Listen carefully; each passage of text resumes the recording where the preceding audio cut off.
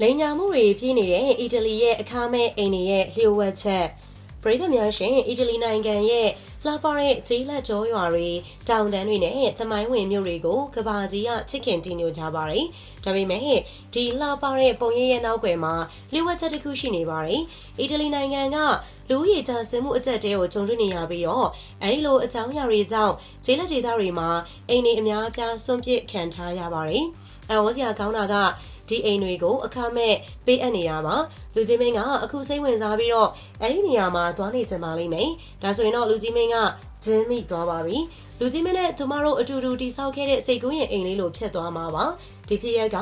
ကမ္ဘာသတင်းမီဒီယာတွေရဲ့အာရုံကိုဆွဲဆောင်ခဲ့ပြီးတော့လူတွေကအီတလီမှာအခမဲ့အိမ်တွေရနိုင်တယ်ဆိုတဲ့သတင်းကိုကြားသိကြရပါတယ်ဒါပေမဲ့ဒီအခမဲ့အိမ်တွေရဲ့နောက်ွယ်မှာလျှို့ဝှက်ချက်တွေစိန်ခေါ်မှုတွေအများကြီးရှိနေပါတယ်ဒီစာရန်မှာကျွန်တော်တို့ဒီအချိန်ရဲ့အမှန်တရားကိုဖော်ထုတ်ပြောပြသွားမှာဖြစ်ပါတယ်။အီတလီနိုင်ငံကလူဦးရေကျဆင်းမှုအကျပ်အတည်းကိုကြုံတွေ့နေရတာကြာပြီဖြစ်ပါတယ်။အထူးသဖြင့်ဂျေးလက်ဒေသတွေမှာလူငယ်တွေမျိုးပြဒေသတွေကိုပြောင်းရွှေ့သွားကြတာကြောင့်လူဦးရေကျဆင်းမှုပုံမပြင်းထန်လာပါတယ်။ဒီလူဦးရေကျဆင်းမှုကြောင့်ဂျေးလက်ဒေသတွေမှာအိမ်တွေအများအပြားစွန့်ပစ်ခံထားရပြီးတော့ဒီအိမ်တွေကိုပြန်လည်အသုံးပြုဖို့လိုအပ်နေပါတယ်။အီတလီအစိုးရကဒီပြဿနာကိုဖြေရှင်းဖို့အတွက်အခမဲ့အိမ်တွေပေးရတဲ့အစီအစဉ်တွေကိုလှုံ့ဆော်နေပါတယ်။ဒါပေမဲ့ဒီအစီအစဉ်တွေကလွယ်ကူတဲ့ဖြေရှင်းချက်မဟုတ်ပါဘူး။အခမဲ့ရတဲ့အိမ်တွေကိုပြုပြင်ထိန်းသိမ်းဖို့ဂျေးလက်ဒေသတွေကိုပြန်လည်ဖွံ့ဖြိုးတိုးတက်အောင်လှုံ့ဆော်ဖို့စတဲ့စိန်ခေါ်မှုတွေအများကြီးရှိနေပါသေးတယ်။ဒီစာတမ်းမှာကျွန်တော်တို့အီတလီနိုင်ငံရဲ့အခမဲ့အိမ်အစီအစဉ်တွေရဲ့နောက်ွယ်ကအကြောင်းရင်းတွေအကျိုးသက်ရောက်မှုတွေနဲ့စိန်ခေါ်မှုတွေကိုအသေးစိတ်လေ့လာသွားမှာဖြစ်ပါတယ်။ဒီအချိန်တွေကအီတလီရဲ့လူဦးရေအချက်အတဲနဲ့ဘလို့ဆက်ဆက်နေလဲဆိုတာကိုလည်းသုံးသပ်သွားမှာဖြစ်ပါတယ်။ဗီဒီယိုလေးကိုဆက်လက်ပြီးတော့ကြည့်ရှုပေးဖို့အတွက်လည်းဖိတ်ခေါ်ပါတယ်ရှင်။အီတလီအိမ်တွေအခမဲ့ပေးနေတယ်ဆိုတော့သတင်းကြားရင်တော့လူတိုင်းကစိတ်ဝင်စားကြမှာပါ။အခမဲ့ဆိုတော့ဘယ်သူမှညင်းမှာမဟုတ်ပါဘူး။ဒါပေမဲ့ဒီအခမဲ့ဂလမှုရဲ့နောက်ွယ်မှာဘာတွေရှိနေနိုင်မလဲ။အီတလီကသူတို့ရဲ့လူသူကင်းမဲ့တဲ့အိမ်တွေကိုဘာကြောင့်အခမဲ့ပေးနေကြတာလဲ။ဒီမိခွန်းရဲ့အဖြေကတော်တော်လေးကိုစိတ်ဝင်စားစရာကောင်းပါတယ်။အီတလီရဲ့လူဦးရေကျဆင်းမှုအကျပ်အတဲကြောင့်ဖြစ်ပါတယ်။အီတလီကလူဦးရေကျဆင်းမှုအရှိန်မြင့်နေတဲ့နိုင်ငံတွေထဲမှာတစ်နိုင်ငံဖြစ်ပါတယ်။နေ့စဉ်လူဦးရေကျဆင်းမှုနှုန်းကတော်တော်လေးမြင့်မားပြီးတော့ဒါဟာနိုင်ငံရဲ့စီးပွားရေးလူမှုရေးရှင်ကျေးမှုစတာတွေကိုထိခိုက်စေပါတယ်။အထူးသဖြင့်ဂျေးလက်ဒေသတွေမှာလူငယ်တွေမျိုးပြဒေသတွေကိုပြောင်းရွှေ့သွားကြတာကြောင့်လူဦးရေကျဆင်းမှုပုံမပြင်းထန်လာပါတယ်။ဒီလူငယ်တွေပြောင်းရွှေ့သွားတာနဲ့အတူဂျေးလက်ဒေသတွေမှာအိမ်တွေအများအပြားစွန့်ပစ်ခံထားရပြီးတော့ဒီအိမ်တွေကပျက်စီးယွံ့ယွံ့လာပါတယ်။တချို့အိမ်တွေကပြုပြင်လို့မရတော့အောင်ပျက်စီးနေပြီးတော့တချို့ကလည်းလူမရှိတော့လို့ထားခဲ့တာတွေဖြစ်ပါတယ်။ဒီလိုစွန့်ပစ်ထားတဲ့အိမ်တွေကြောင့်ဂျေးလက်ဒေသရဲ့စီးပွားရေးတိုးတက်မှုကိုထိခိုက်စေပါတယ်။အခွန်ဝင်ငွေရောကျခြင်းအိမ်ချမ်းမြေတန်ဖိုးကျဆင်းခြင်းယင်းနှိမ့်ညွန့်နှံမှုရောကျခြင်းစတာတွေဖြစ်ပေါ်စေပြီးတော့ဒေသဖွံ့ဖြိုးရေးကိုအဟန့်တားဖြစ်စေပါတယ်။ဒါအပြင်လူဦးရေကျဆင်းမှုကြောင့်ဂျေးလက်ဒေသတွေမှာကျောင်းတွေဆေးရုံတွေဈေးတွေစတဲ့အခြေခံလူမှုရေးအဆောက်အုံတွေပိတ်သိမ်းခံရတာတွေလည်းရှိပါတယ်။အီတလီအစိုးရကဒီပြဿနာကိုဖြေရှင်းဖို့အတွက်အခမဲ့အိမ်တွေပေးရတဲ့အစီအစဉ်တွေကိုလှုံ့ဆော်နေပါတယ်။ဒီအစီအစဉ်တွေရဲ့ရည်ရွယ်ချက်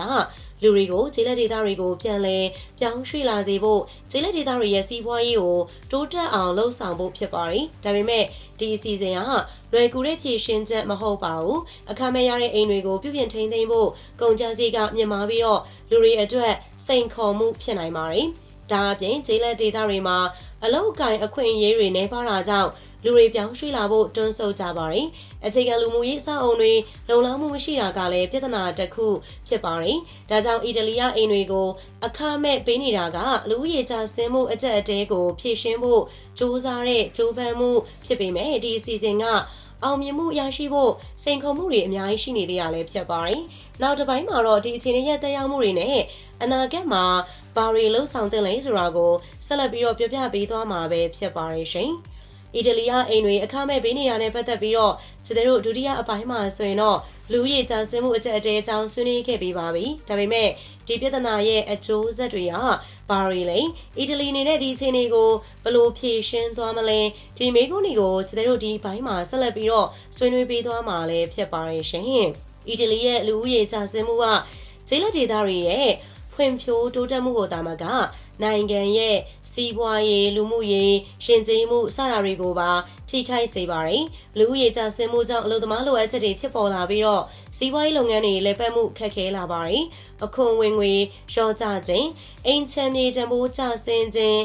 လူမှုရေးစနစ်တွေတည်ငြိမ်မှုလျော့ကျခြင်းစတာတွေဖြစ်ပေါ်လာပါတယ်။ဒါအပြင်ကျေးလက်ဒေသတွေမှာကျောင်းတွေစေယုံတွေဈေးတွေစတဲ့အခြေခံလူမှုရေးအဆောက်အအုံတွေပိတ်သိမ်းခံရတာတွေလည်းရှိပါတယ်။ဒါကြောင့်မို့ကျေးလက်ဒေသ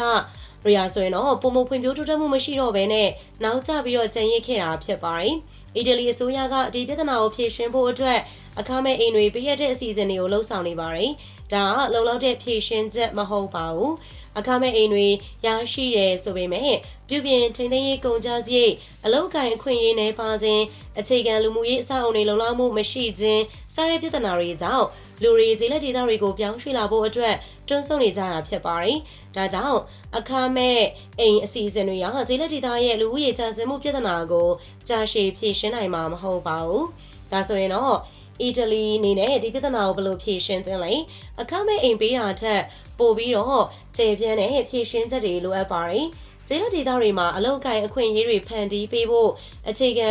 လူမှုရေးအဆောက်အအုံတွေတည်ဆောက်ပေးဖို့ကျေးလက်ဒေသတွေကိုခင်မီဖွံ့ဖြိုးတိုးတက်အောင်လှုံ့ဆော်ပေးဖို့လိုအပ်ပါတယ်။ဒါအပြင်လူငယ်တွေကျေးလက်ဒေသတွေကိုပြန်လည်ပြောင်းရွှေ့လာအောင်လှုံ့ဆော်ပေးဖို့လည်းလိုအပ်တာဖြစ်ပါတယ်။ဒီလိုကြိုးပမ်းမှုတွေကြောင့်သာအီတလီက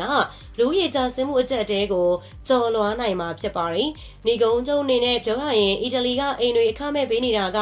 လူရည်ကြဆင်းမှုအကျပ်တဲရဲ့တစ်စိတ်တစ်ပိုင်းသာဖြစ်ပါတယ်။ဒီပြဿနာကိုကြာရှည်ဖြေရှင်းနိုင်ဖို့ဆိုရင်တော့ကျေပြန့်တဲ့ဖွံ့ဖြိုးရေးလုပ်ငန်းတွေလှုပ်ဆောင်ဖို့လိုအပ်ပါတယ်။ဒီလိုမှသာအီတလီရဲ့လှပတဲ့ကျေးလက်ဒေသတွေပြန်လည်ထွန်းတောက်လာမှာပဲဖြစ်ပါတယ်ရှင်။ဗီဒီယိုလေးအဆုံးထိလိုက်ပါပြီးတော့ကြည့်ရှုပေးတဲ့အတွက်လည်းပရိသတ်တယောက်ချင်းစီတိုင်းကိုအထူးပဲကျေးဇူးတင်ရှိပါတယ်။နောက်နေ့ရက်တင်ဆက်မှုတွေမှာလည်းပြန်လည်ပြီးတော့ဆုံတွေ့ကြပါစို့ရှင်